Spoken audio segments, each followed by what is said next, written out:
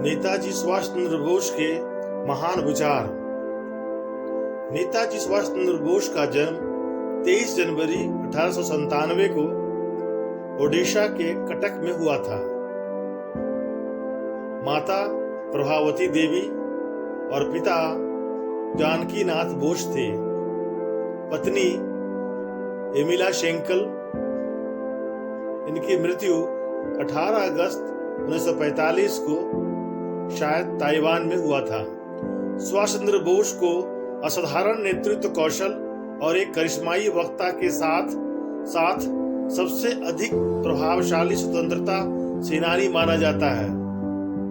उनके प्रसिद्ध नारे हैं, तुम मुझे खून दो, मैं तुम्हें आजादी दूंगा, जय हिंद और दिल्ली चलो।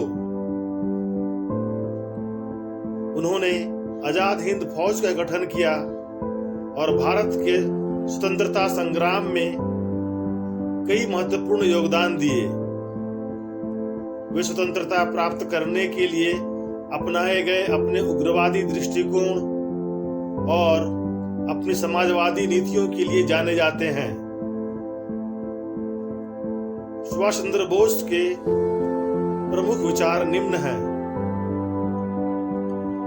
ये हमारा कर्तव्य है कि हम अपनी स्वतंत्रता का मोल अपने खून से चुकाएं। हमें अपने बलिदान और परिश्रम से जो आजादी मिलेगी, हमारे अंदर उसकी रक्षा करने की ताकत होगी।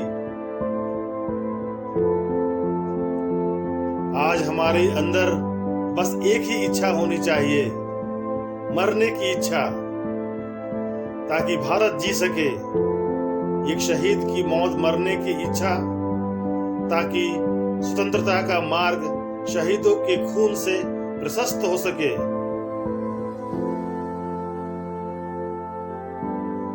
मुझे यह नहीं मालूम कि स्वतंत्रता के लिए युद्ध में हम में से कौन कौन जीवित बचेंगे, परंतु मैं यह जानता हूं कि अंत में विजय हमारी ही होगी। एक सच्चे सैनिक को सैन्य और आध्यात्मिक दोनों ही प्रशिक्षण की जरूरत होती है। याद रखें, अन्याय सहना और गलत के साथ समझौता करना सबसे बड़ा अपराध है। राष्ट्रवाद मानव जाति के उच्चतम आदर्श सत्य, शिव और सुंदर से प्रेरित है। भारत में राष्ट्रवाद ने एक ऐसी सृजनात्मक शक्ति का संचार किया है जो सदियों से लोगों के अंदर सुषुप्त पड़ी थी। मेरे मन में कोई संदेह नहीं है कि हमारे देश की प्रमुख समस्याओं जैसे गरीबी, अशिक्षा, बीमारी, कुशल उत्पादन एवं वितरण का समाधान सिर्फ समाजवादी तरीके से की जा सकती है। यदि आपको अस्थायी रूप से झुकना पड़े तब वीरों की भांति झुकना।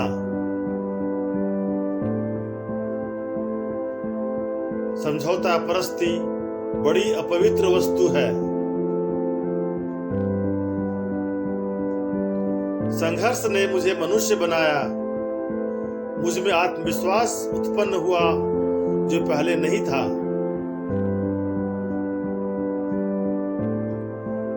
कष्टों का निसंदेह एक आंतरिक नैतिक मूल्य होता है। जीवन में प्रगति का आशय यह है कि शंका संदेह उठते रहें और उनके समाधान के प्रयास का क्रम चलता रहे। हम संघर्षों और उनके समाधानों द्वारा ही आगे बढ़ते हैं। हमारी राह भले ही भयानक और पथरीली हो, हमारी यात्रा चाहे कितनी भी कष्टदायक हो, फिर भी हमें आगे बढ़ना ही है।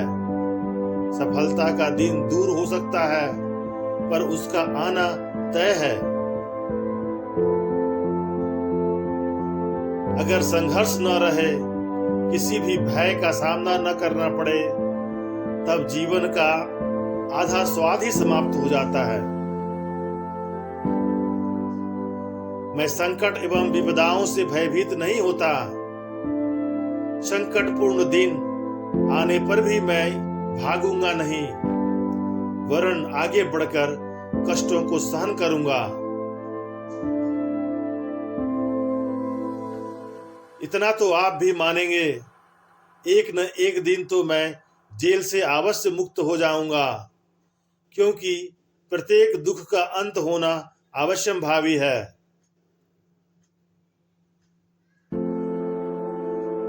सुबह से पहले अंधेरी घड़ी अवश्य आती है।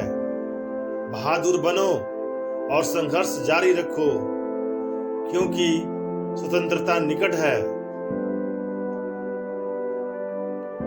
समय से पूर्व की परिपक्वता अच्छी नहीं होती, चाहे वह किसी वृक्ष की हो या व्यक्ति की, और उसकी हानि आगे चलकर भुगतनी ही होती है।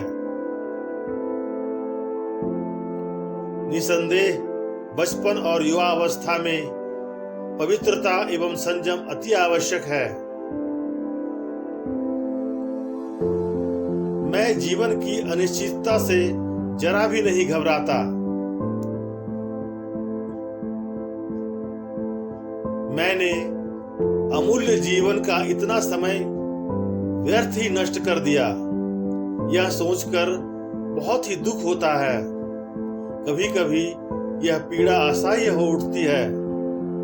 मनुष्य जीवन पाकर भी जीवन का अर्थ समझ में नहीं आया। यदि मैं अपनी मंजिल पर नहीं पहुंच पाया तो यह जीवन व्यर्थ है। इसकी क्या सार्थकता है?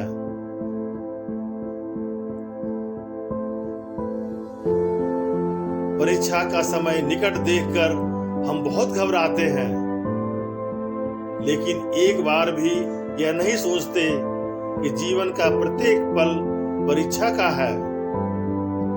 स्कूल की परीक्षा तो 2 दिन की है, परंतु जीवन की परीक्षा तो अनंत काल के लिए देनी होगी।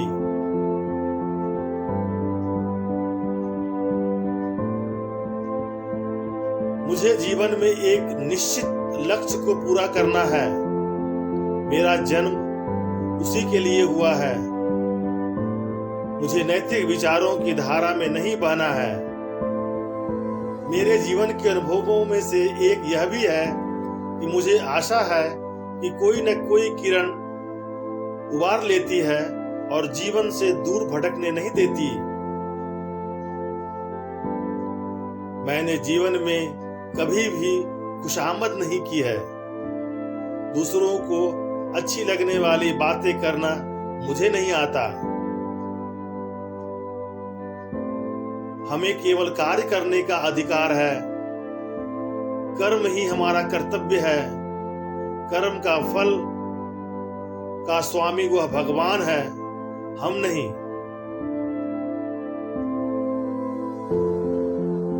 व्यर्थ की बातों में समय खोना मुझे जरा भी अच्छा नहीं लगता।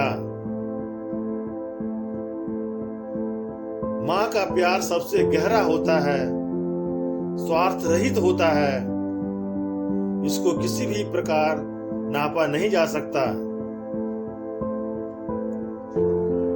जिस व्यक्ति में सनक नहीं होती वह कभी भी महान नहीं बन सकता, परंतु सभी पागल व्यक्ति महान नहीं बन जाते, क्योंकि सभी पागल व्यक्ति प्रतिभाशाली नहीं होते। आखिर क्यों? कारण यह है कि केवल पागलपन ही काफी नहीं है, इसके अतिरिक्त कुछ और भी आवश्यक है।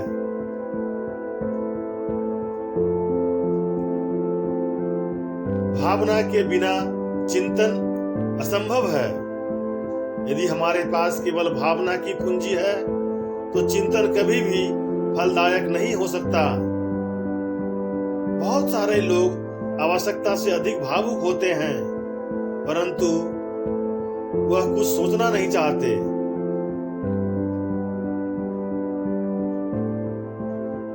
हमें अधीर नहीं होना चाहिए, न ही यह आशा करनी चाहिए कि जिस प्रश्न का उत्तर खोजने में न जाने कितने ही लोगों ने अपना संपूर्ण जीवन समर्पित कर दिया, उसका उत्तर हमें 1-2 दिन में प्राप्त हो जाएगा। स्वामी विवेकानंद का यह कथन बिल्कुल सत्य है। यदि तुम्हारे पास लौह शिराएं हैं और कुशाग्र बुद्धि है, तो तुम सारे विश्व को अपने चरणों में झुका सकते हो। एक सैनिक के रूप में आपको हमेशा 3 आदर्शों को संजोना और उस पर जीना होगा: निष्ठा, कर्तव्य और बलिदान। जो सिपाही हमेशा अपने देश के प्रति वफादार रहता है, जो हमेशा अपना जीवन बलिदान करने के लिए तैयार रखता है, वो अजेय है। अगर तुम भी अजेय बनना चाहते हो तो इन 3 आदर्शों को अपने हृदय में समाहित कर लो। इतिश्री।